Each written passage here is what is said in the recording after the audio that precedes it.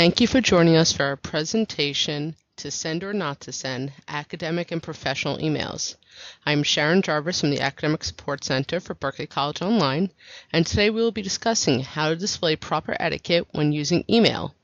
As you take courses, you'll find yourself communicating with fellow students, professors, and other Berkeley associates through email. It's important to keep good email etiquette in mind. It is easy for emails to be misinterpreted because people write as though they are having a conversation.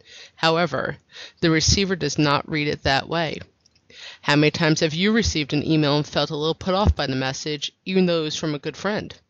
Have you ever sent an email that upset or confused someone? What was it like to be in that situation, and what did you do to clear up the misunderstanding? It's because of these uncomfortable situations that some ground rules on email etiquette were established and why email writers should be mindful of them.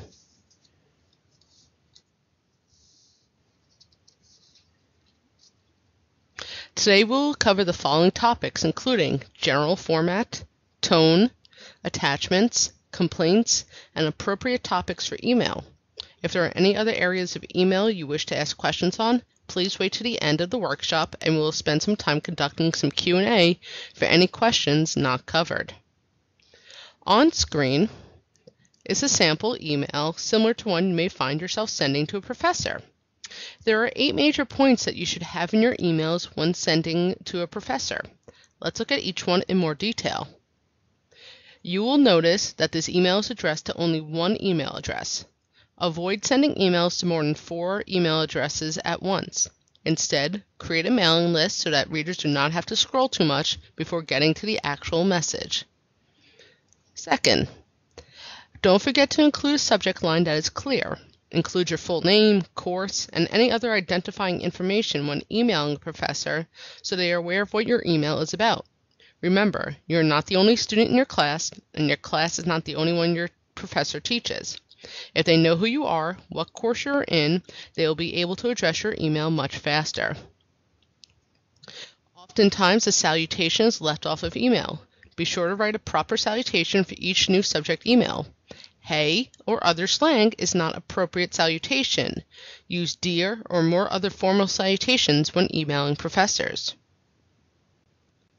Try to keep the email brief, nothing more than 1 screen length. If it's more than 1 screen length, you may consider whether or not to send the email. Fifth, your email should be well organized and easy to follow. When you are writing directions or want to emphasize points, number your directions or bullet your main points. Use a table if you need to be organizing information, but do not write long narratives and expect your readers to understand everything clearly. Number 6, this should go without saying. Always check for punctuation, spelling, and grammatical errors, and do not rely solely on the built-in spelling and grammar checks. As you can see on screen next to number 6, it did not pick up on the use of now instead of no. Number 7, when writing, do not use run-on sentences. Try to keep your line length at 80 characters or less. And finally, make sure you use a font that has a professional or neutral look, and do not forget to sign your emails. Oftentimes, you'll want to just stick to the default font settings of your email. Signing your email is very important, especially since it is not always clear from your email address who you are. Also, try to use your Berkeley email address in order to be able to track your email back to you. Emails, it is important to not only focus on your general formatting, but on the tone of your email as well. Remember, you must do everything possible to make sure your message is not misinterpreted when communicating solely through email. Oftentimes, the reader reads your email with a tone that was not intended by the sender. In order to keep the tone of your email professional, utilize these tips. Number 1, when writing, avoid using negative words such as words that begin with un, non, or x, or end with less. Read over your email when you are done drafting it and see if any of your word choices may give the email the wrong tone. Number 2, make sure your email shows the urgency of your situation as well as certainty. In particular, pay attention to the use of when versus if. For example, when I complete the assignment versus if I complete the assignment. Using when indicates certainty that it will happen as opposed to if, which tells the reader you have not committed to doing so and lacks urgency. Number 3. Use emoticons and other graphical symbols only when appropriate. If you are sending an email to a professor or other professional contact, it is best to leave these out and save them for text messages between yourself and a friend.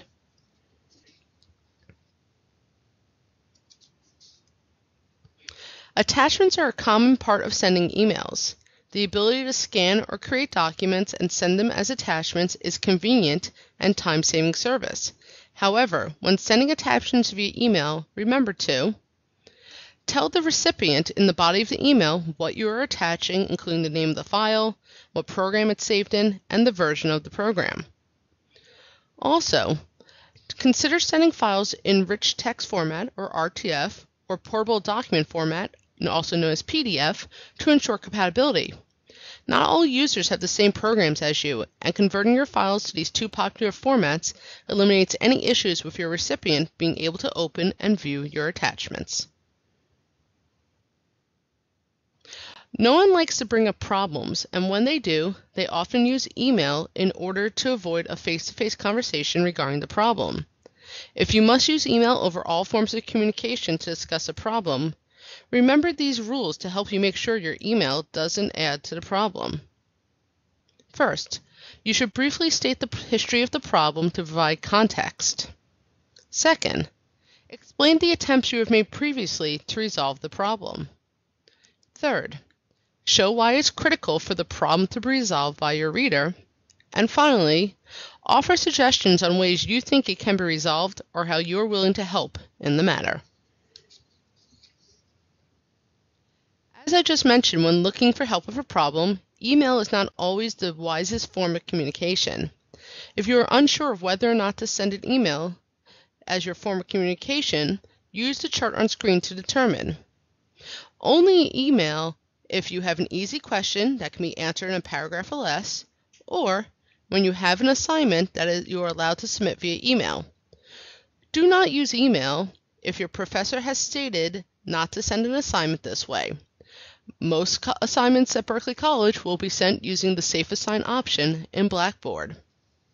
Also, do not send an email if the topic will require a long amount of follow-up and continued conversation, and do not send an email anytime you're unsure. Remember, if things become heated, there's a risk for misunderstanding via email. It is best then to talk face-to-face or over the phone. Thank you so much for joining me today. For more information about sending emails and talking to professors, log on to the ASC Blackboard page on Blackboard, send us an email to the email address seen on screen, or you can sign up for a tutoring appointment using tutortrack.berkeleycollege.edu, including a one-on-one session on how to use email. If anyone has any questions, I'll take them now.